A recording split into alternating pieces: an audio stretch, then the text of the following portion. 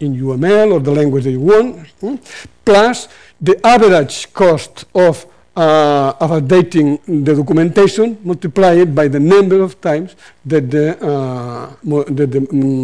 documentation must be updated, because there are functional updates.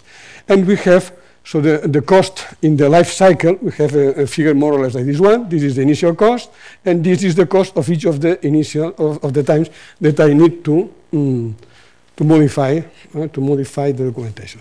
This is in the persistent case. And in the non-persistent case, the cost is the average cost of recovering requirements plus the number of times that I have to recover it. By recovering time requirements, I mean the number of times that the functional requirements are needed and not available. So someone needs to know a functional requirement and is not available. Nobody knows. Nobody in the team knows. It's not in the documentation. So I have to find out.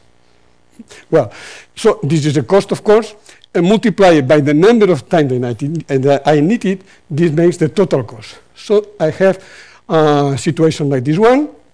Initially, the cost of loss persistence is 0, of course.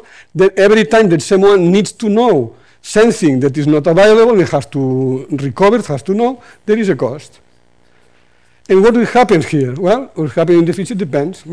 There is one case in which the final cost through the life cycle is the same. It's one possibility, why not? Another possibility is this less, for whatever reason, and another possibility is this more.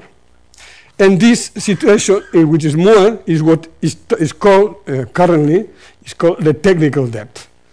Technical debt is a concept that you can find in many documentation, also in the Wikipedia. Is essentially is the cost that you have to pay for not doing something now.